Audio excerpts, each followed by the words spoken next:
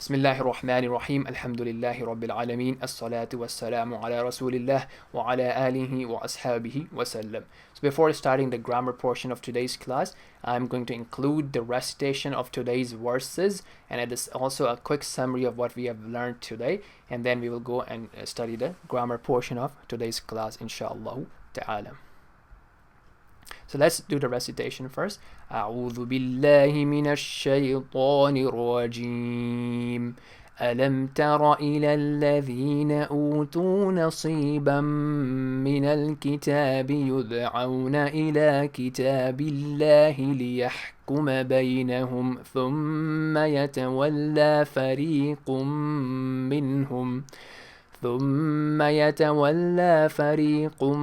منهم وهم معرضون.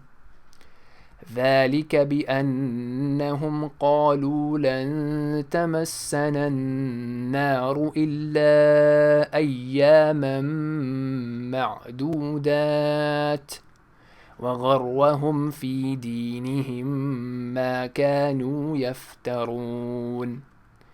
فكيف إذا جمعناهم ليوم لا ريب فيه ووفيت كل نفس ما كسبت وهم لا يظلمون.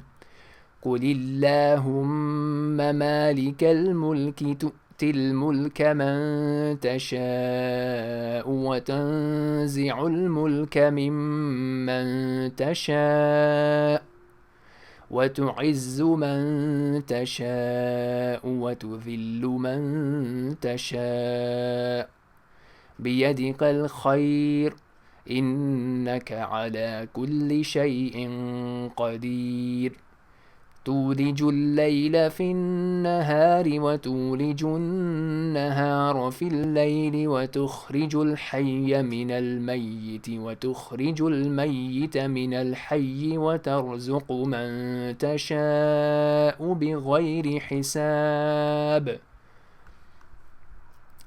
So we started with the very important verse, and it reminded us about going back and judging our matters by the revelation, by the book, by the judgment of Allah subhanahu wa ta'ala, and also realizing that it is not enough to just come and learn the deen of Allah subhanahu wa ta'ala, because these people, Allah says, "Utu nasiban min al-kitab," but most importantly, seek the knowledge and change our actions and make sure our actions are according to that knowledge. B. Now the second verse, Allah subhanahu wa ta'ala says that the reason for this was their false hope, right? So us getting comfortable, us getting very comfortable in our actions and claiming that we are the ones of Jannah, we are guaranteed to go into Jannah, is a very dangerous thing and very deceiving thing, as it deceived them. So we have to have that balance of fear and hope, right? Fearful of the punishment of Allah, fearful that our actions are not being accepted, and at the same time hoping in the mercy of Allah that regardless of our regardless of our sins, Allah will forgive us by His mercy. And Allah reminds us that how great a day it is when they will all be resurrected, and there's no doubt about it. We all know and we believe that that day is going to come, and we talked about how this is proven from the aqal, intellect, and the Sharia text as well. And that is the day that everybody would be given in full and nobody would be treated unjustly. So whatever we were to not get in this dunya, everything will be recompensated on that day. And similarly, we discuss how Allah subhanahu wa ta'ala, from our good actions, help us to get good in the dunya as well, and we discuss the verses around that as well. Then the dua that Allah subhanahu wa ta'ala teaches us that we have to say, and it reminds us that the whole kingdom, the control of the physical kingdom, physical authority, and the tadbir, the execution of affairs, the decision of affairs, the qisma, the taqdeer, all belongs to Allah subhanahu wa ta'ala. He gives the kingdom to who He wills, right? But it could be a kafir and it could be a mu'min, right? It is based on the wisdom and the hikmah of Allah subhanahu wa ta'ala, and tanzi'ul mulk, and He takes it away. So it could be that He gives it to someone and He gives it a very strong kingdom, but that person still is under the control of Allah, like Fir'aun. Allah gave him and then took it away from him.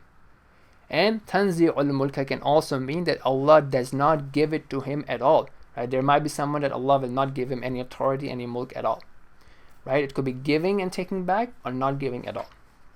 And similarly, we talked about the izzah in the physical sense, and the izzah in terms of being a believer and being an obedient person, and the villa as an opposite, as a contrary thing to izzah. So again, all is in the hands and in the control and the power and in the will of Allah subhanahu wa ta'ala. And we say biyadika al-khair, all good is with Allah subhanahu wa ta'ala. Even something that we in a local scope might find it to be harmful, might find it to be evil, over a bigger picture, right, it is good, because Allah subhanahu wa ta'ala does good. So everything that he does has eventual wisdom.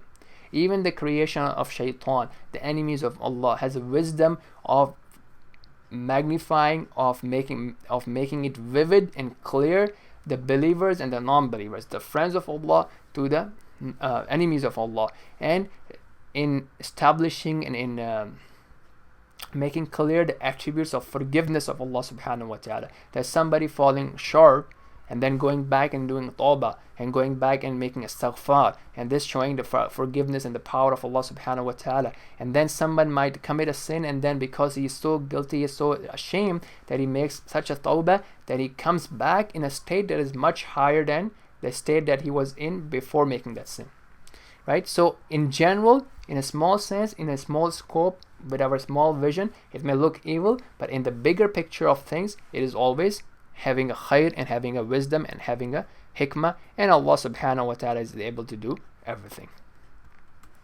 right? And then the power of Allah subhanahu wa ta'ala to change the length of the night and the day, to increase and decrease them in a gradual fashion, and to take out the hayya min al-mayyit and the mayyit min al-hayy in the physical sense as well as in the metaphorical sense, such as disbelief versus belief. And Allah subhanahu wa ta'ala provides the rizq, the provision of the physical body, as well as the rizq for the soul to whoever he wills, without any hisab. So this was the rough summary of what we have discussed, and may Allah subhanahu wa ta'ala help us to take it and look, how can I as an individual improve by these verses, how can I improve in my family, and how can I improve in my society. So with this, inshallah ta'ala, we'll move on to the grammar section. So last week we discussed verbs, and specifically we discussed past tense.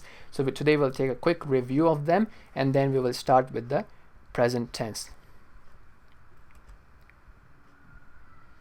So talking about verbs. So we said that verbs in a sense are words that describe an action. And action is related to a time, right? It could be something that has already been done, or it could be something that is happening or that will happen in the future.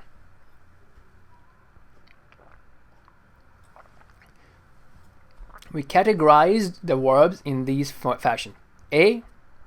Most are based on 3-letter root words, and some are based on 4 letters. So right now we are discussing only the 3-letter ones, but just so that you know, there are 4-letter ones as well. We'll talk about them later, inshallah ta'ala. Then we discuss the timing, right? Past tense, al-madi, something that has already happened, and present or future, which is al-mudari, something happening or will happen. And the third form is to order someone or to make dua. This has a specific form as well. So this is something we'll get into later. Past tense is what we discussed last week, right? And present tense is what we'll discuss today, and then we'll relate these both. So I'm also trying to release these videos on YouTube, and if you're watching it on the YouTube, then inshallah you can subscribe to the channel, so that hopefully every week when we release a new video, you will be notified of that, bi'idhnillahi ta'ala. Or you can follow us and connect with us on the social media as well.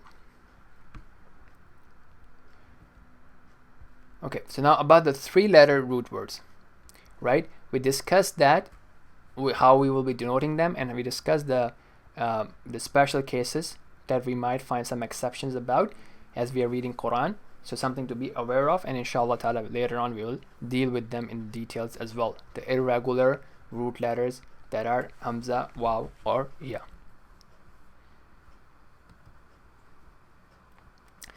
This is very important because everything we'll be discussing would be on the basis of this generic pattern right, which is fa'ala pattern. And we said that fa represents the first letter, the first root letter, ayn represents the second root letter, and lam represents the third root letter. And we discussed that in the general pattern, that the first simplest pattern that we are looking at, this is how it would be, right? That the first root letter would always have a fatha, and similarly the third root letter would always have a fatha, but what can change is the middle one, right? So in this case, the middle one is ra with a dhamma. Here the middle one is mim with a kasra, and here the middle one is ra with a fatha. So that was that, and here we looked at the chart.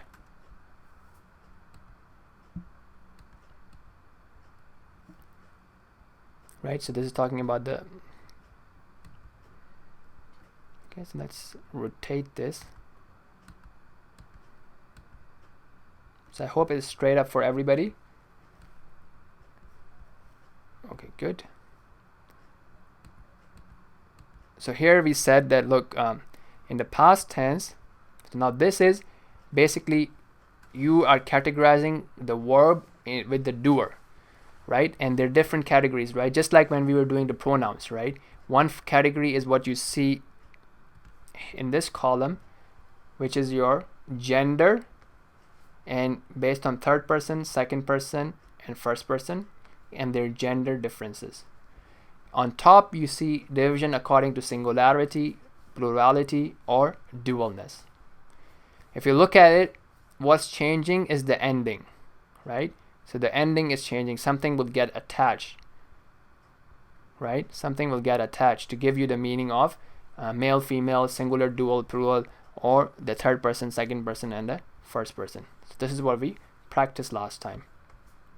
So this is our generic pattern with using the fa, ayn, lam to represent it. And as a concrete example, you have it done with fataha. Okay? So, but the thing to notice is that the beginning is always the first three root letters. What's changing is the ending. Look, beginning is intact. You see fataha.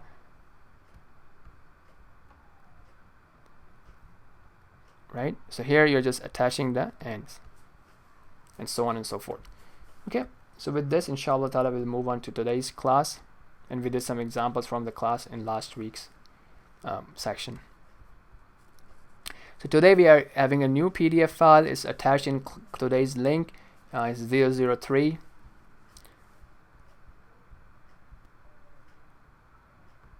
Nope, that's not correct. I'm sorry. Today we are doing 004. Let's find that. There. Okay, so now this is again based on Arabic 032, level 2 Arabic, which is a free diploma course in IOU. So we are not doing it in detail, but we are taking using the notes as a guiding principle and using that.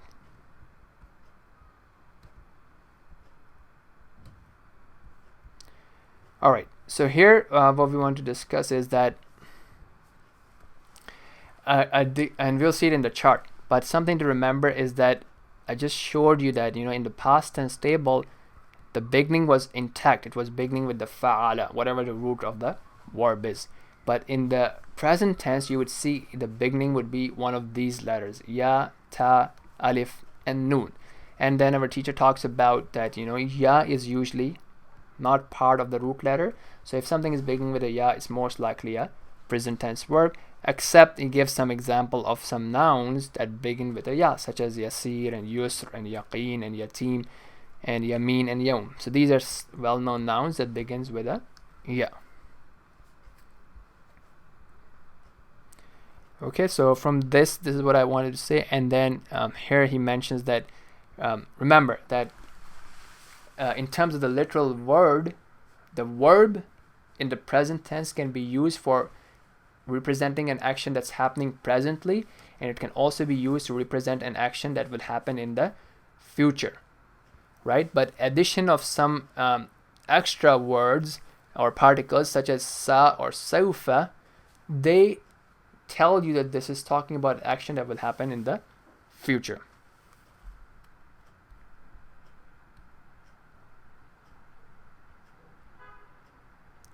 Okay, so now we are going to look at the chart. Again, we are categorizing in terms of the doer, similar to what we were doing last week.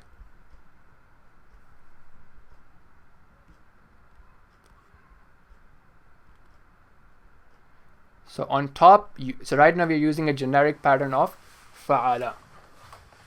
So on top you have your singularity, dualness, and plurality, and here you have third person, second person, and first person. So I would encourage you that as I say it, you should repeat it or type it so that it sticks more to your minds. Bi-idhnillahi ta'ala. So huwa means he, right? So now to represent that, what you're adding is ya over here, right? And you're making the fa silent. You're making it sakin,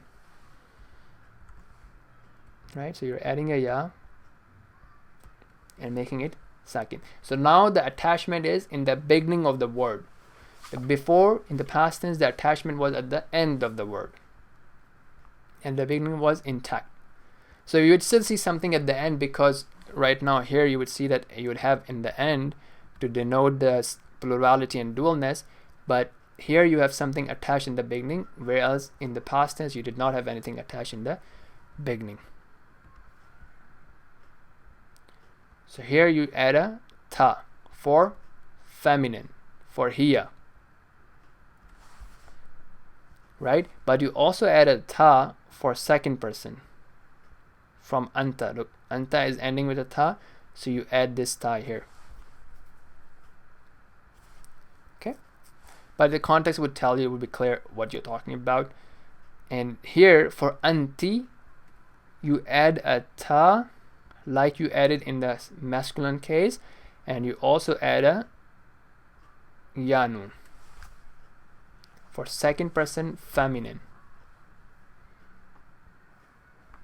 Okay, so this is something that we have to just practice, and especially for us, we keep it seeing in the Quran, and we will inshallah recognize it and get more habitual about it. Now also one thing is in Quran, sometimes you don't, the context tells you if it's masculine, feminine, and first person, second person, third person as well, so that helps as well. Now for the case of I, you add this alif. Okay, now we'll do this plural case. So look, here you have ya, this ya, but you also had a ya here, so same. The only difference is that to make it plural, you add a waw nun, right? Here you have ya, but here you had ta, right? So that's different. But now to make it plural, you add this nun. This is same, right? The same ta, make it plural by adding a waw nun. Again, here you had ta, so you would have a ya here, and to make it plural you would use this nun.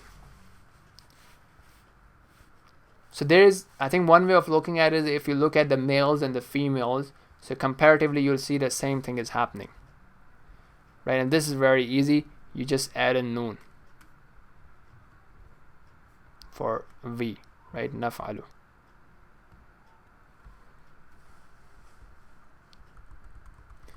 So what you can do is when you're studying, I think the best way is to spend time and look at the pattern across a column, right? So doing it across a column, you'd see the difference between the third person, second person, first person, and also comparing it between males and females, right? Or another way of doing it is if you look at it from this angle, just look at all the females,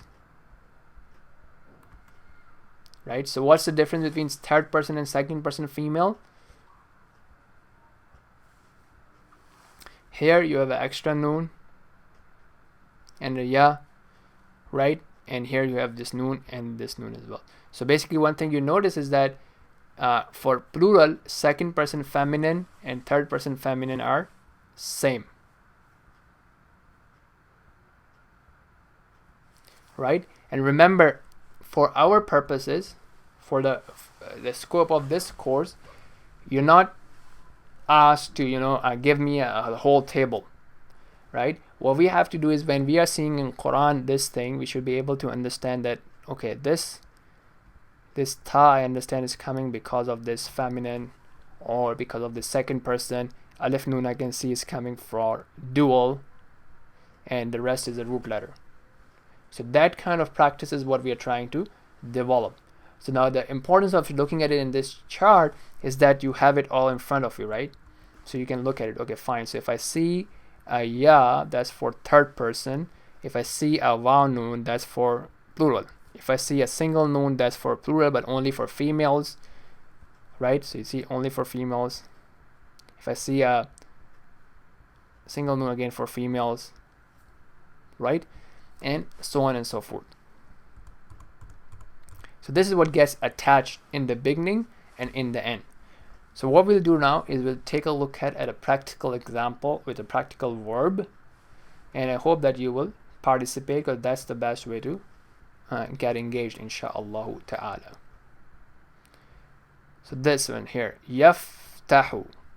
So when you're reading it in Quran, you recognize the fath, the victory, the opening, and then you recognize the attachment is ya, which is for male, third person.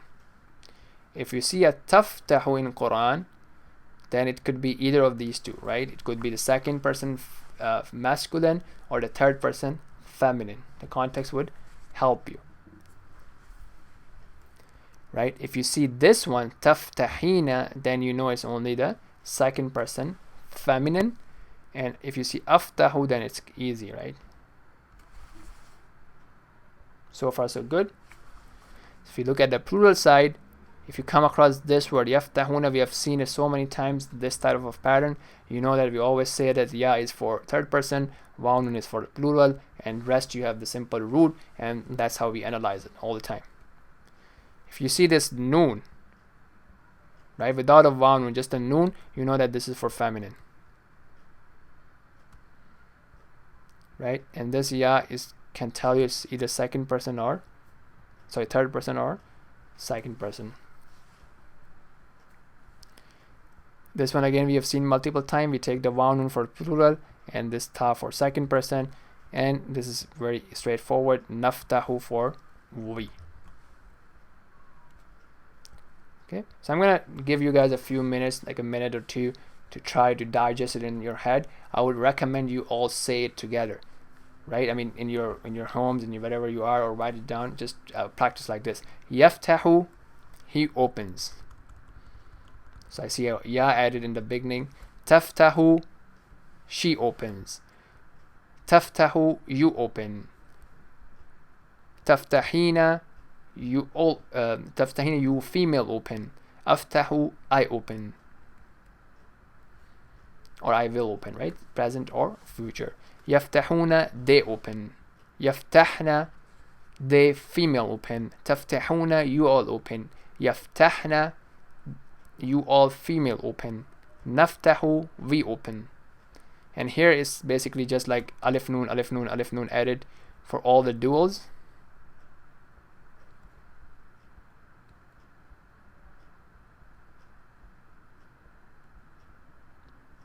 Right, ha is the root letters are fa, ta, ha, right, and alif nun is added.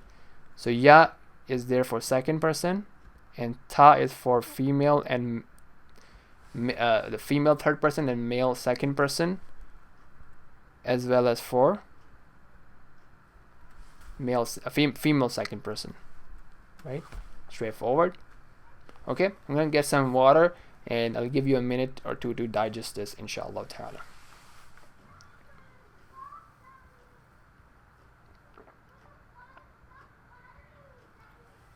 So the more practice you do, the more you read it, the better you get at it, right? Maybe looking at a chart every day, just once would help tremendously. If you can look at it multiple times, that's great. Or when you're reading Quran, Try to look and identify these things. Some things might not fall into this category, so think of it as an exception to something else that we have to learn in the future, inshallah ta'ala. Any questions?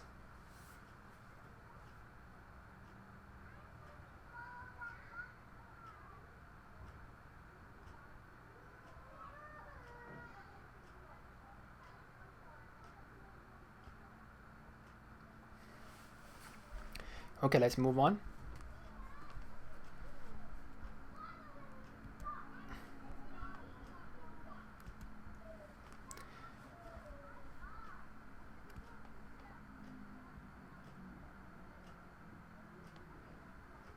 Now we're going to connect the past and the present. The past and the present. This is what we're going to do now.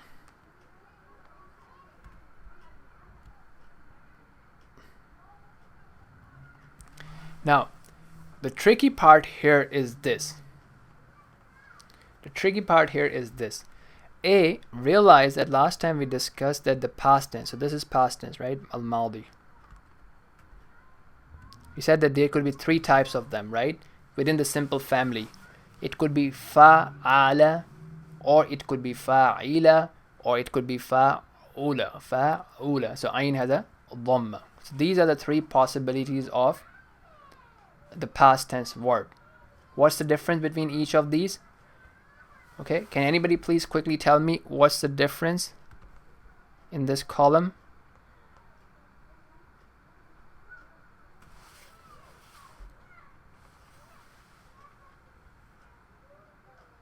Very good. The middle letter has different haraka. Very good. Jazakallahu khair. Now, this is the additional complexity.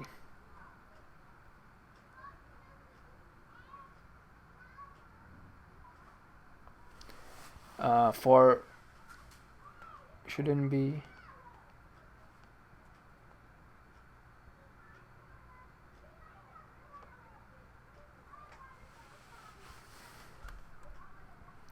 let's take a look.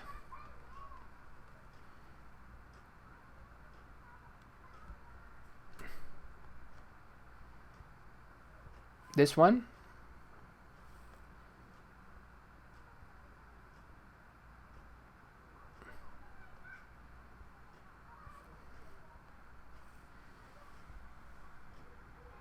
one, I think you're talking about, right? Yes, that would make sense. Now I'm confused myself. Why would it say that? Let me just quickly check. Just want to make sure that I'm not missing anything here. Just give me 1 second. I want to double check here. It does seem right that you are saying the right thing. Just give me 1 second.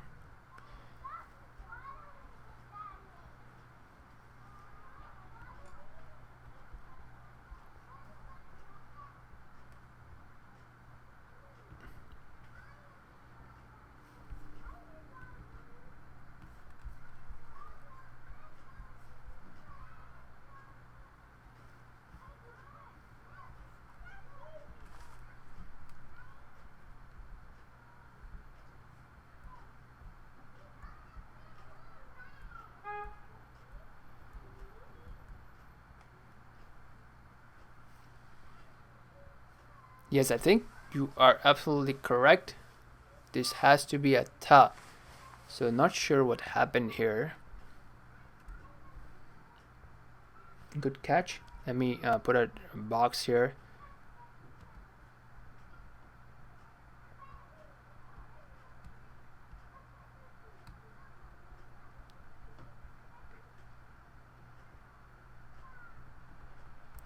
So this should be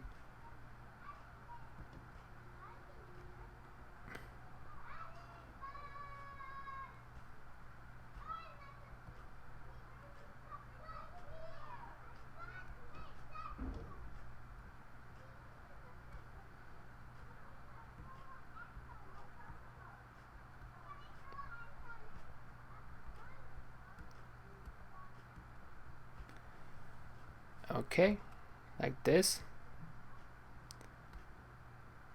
Fatha here. Fa is sakin.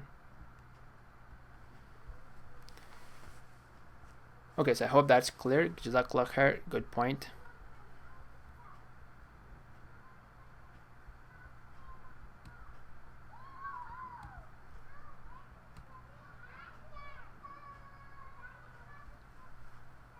Okay, I hope everybody noticed that. Alright, so now we're going to go and do our relationship that we are doing with the past and the future. Now, so we were saying that this fa'ala, this is a difference between the second letter haraka, right? Now, if you go on this one here, oops.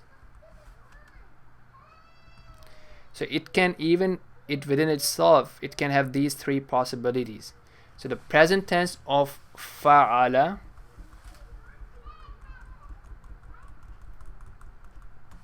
can be one of these three, right?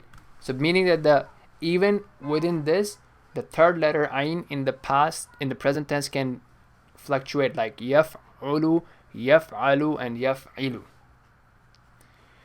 These other two, although they have some exceptions, but mostly with a fa'ila, you would only see yaf'alu. And we'll look at some concrete examples. And with a fa'ula, you would only see yaf'ulu.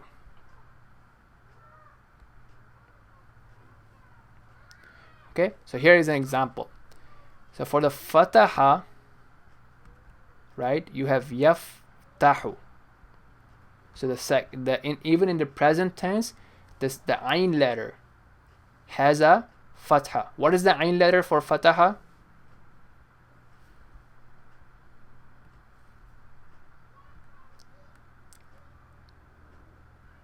Ayn letter is ta, right? Ayn is the middle letter, which is ta here. Okay, good. So this is correct. Now for here, daraba, the middle letter is ra, and here it is kasra. For nasara, the middle letter is sad, and here it's ending with a dhamma. So this three is showing you a concrete example for this case. Okay, so that's clear. Now, how would you know that fataha is yaftahu and not yaftihu or yaftuhu? It is something that you have to memorize. But again, remember, there are two things. One, when you're seeing it in Quran, you don't have to worry about it because Allah subhanahu wa ta'ala will already use the right one, right? So you just have to understand. B, when you're speaking and you're writing in Arabic, you're learning Arabic, in that sense you have to memorize. C, remember, other goal that we have is to help in memorization, right? So as you work on memorization, the more Quran that you memorize, the more vocabulary you build, right? So for example, depending on how much Quran you read and how much Quran you memorize, this should have become natural. Like it would, you know what, at one point it would be like, you know, yaftahu makes sense and yaftihu does not, because it just does not sound right because of your reading of Quran. And similarly, daraba yadribu and nasara yansuru. But in general, it is something that you have to memorize. So you look at fataha, is counterpart on the present side is yaftahu.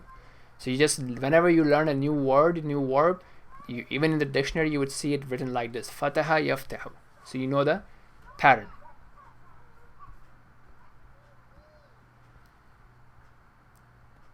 Right? This is another hint that's given here.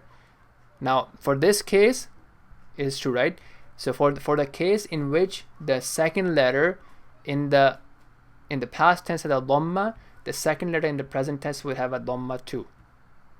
And in this case, when the second letter has a kasra, usually, except some of the exceptions, it would be fatha in the present tense as well. So this is what we're talking about here, right? For this one, you have the three options. For this one, you only have one option usually, and for this one, you only have one option usually. Okay, now we'll take a look at the examples from Quran, then we'll conclude the class, and I hope that when you review it, it will be inshallah clearer, and the more practice we'll do, the better we'll get at it, inshallah ta'ala. So here, let's say we are reading this Quran, لَإِنْ أُخْرِجُوا لَا يَخْرُجُونَ مَعَهُمْ وَلَئِنْ قُوتِلُوا لَا يَنْصُرُونَهُم. So you'd come and you'd analyze this thing. I'm going to zoom it in. Right, so when you're analyzing it, you see, oh, Wawnun is my plural, Ya is my third person. I'm just left with kharaja, the going out. And here from Noon, Sad, Ra, and you would recognize your Ya and Wawnun. Okay, this would tell you it's like present tense, future tense verbs, and you'd split apart Wawnun and you'd split apart the third person portion of it. Right? وَكَأَيٍّ مِّن دَابَّةٍ لَا تَحْمِلُ. So now this is a good example. Let's do this. So وَكَأَيٍّ is kind of new. We haven't seen in our course so far. So let's say we cheat and we find out that is how many, right? Dabba means a creature, right? Something that walks on the earth. Now la tahmil, this is from hamal, right? Ha mim lam, to carry. Now the question is, what is this ta for? Right? So the possibility for this ta is, it could be you, second person, and it could be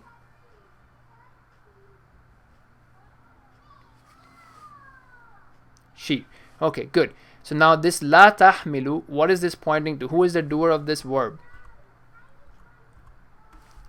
Right, so the doer, you know, is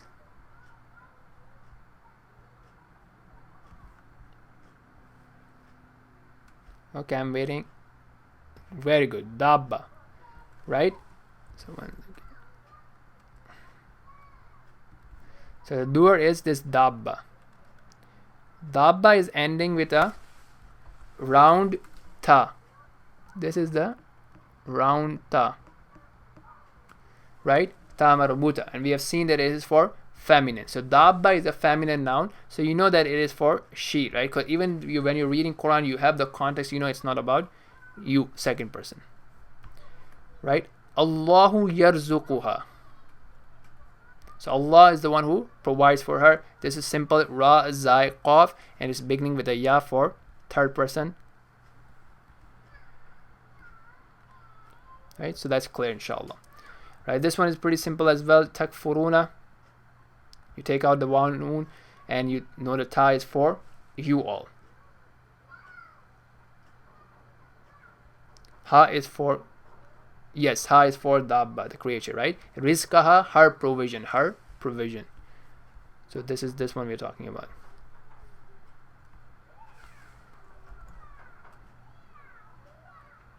Right? The provision of the dabba. Now this is again very straightforward. Ta'amaluna. Right? Ta for you and wawnun for plural. Okay, I think that's pretty much it, what we wanted to do today. Inshallah ta'ala, a little bit more stuff, but okay, let's do these two examples. Sorry. Yes, that's good. A'budu. So alif is for I, and ta is for you, and wawn is for plural. Here noon is for we, again noon for we. Ya'budu, you worship. Sorry, so ya'budu. Okay, this is a good one. Let's do this one. Look, so ya'budu aba'una. So ya'budu literally means he worships, and the doer is mentioned right after the verb. The doer is our fathers. So this is something you see in the Arabic as well. Even if the doer is mentioned explicitly, like aba'una, our fathers, the verb would be in the singular form. The verb would be in the singular form. So it won't be ya'buduna aba'una. Ya'budu aba'una. Clear? Natruka, this noon is for we, and ta, ra, kaf is to leave. Right? And natruka, we leave. Ta'muruka, it commands you. Ta'muru. Now here, very important. تأمرك, right? قالوا, they said, يا شعيب O Shuaib, أصلاتك, does your salah, تأمرك. Now what does تأمرك means? You command you or she commands you?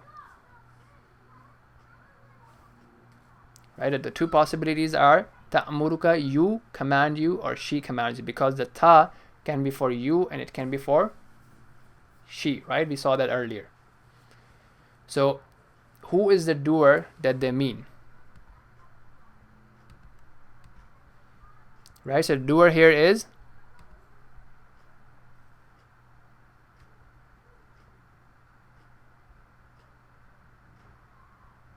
salah.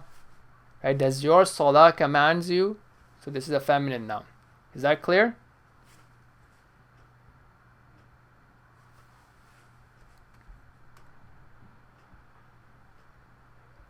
قالوا, they said, يا شعيب O Shuaib, الصلاة, does your salah, ka, your salah, تأمرك, it commands you, it orders you that we leave what our fathers used to worship. Does your salah tell you to leave, that we leave that? Okay, so I hope that's clear. And so here you have a bigger chart. So right now we have learned this one, right? That you have fa'ala and so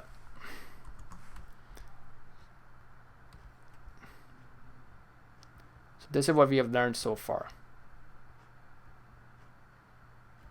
right? And this chart is showing you about the haraka on the middle letter, right? So it's giving you all possibilities. Fa'ala can have yaf'ulu, and fa'ala can have yaf'ilu, and fa'ala can have yaf'alu. So all the possibilities, right? So look at the haraka on the middle letter. In terms of fa'ula, the middle letter will only have dhamma. And in terms of fa'ila, there are two possibilities, right? We just said that it's not big because it's not common, right? Remember in the above chart, this one here, we just said that, okay, let me just change the color. For this one, right? We said that if it's kasra, then it would only be dhamma. But that's not true. Sometimes you have other exception. So in the bigger table, they have given you both possibilities.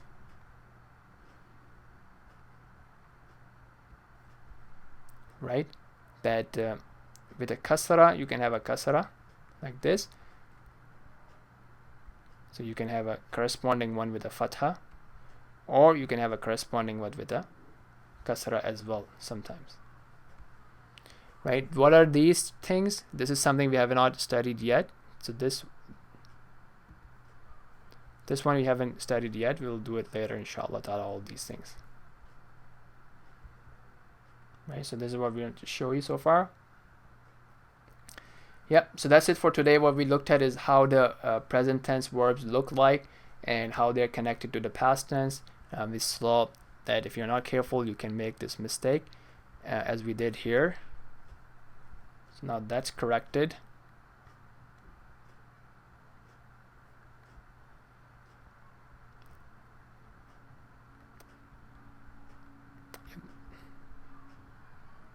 This one, didn't we draw something? Okay, yeah, we drew it and then I think it's gone. So let me just do that again. So this should be a ta and not a ya. Okay, so something to take note of.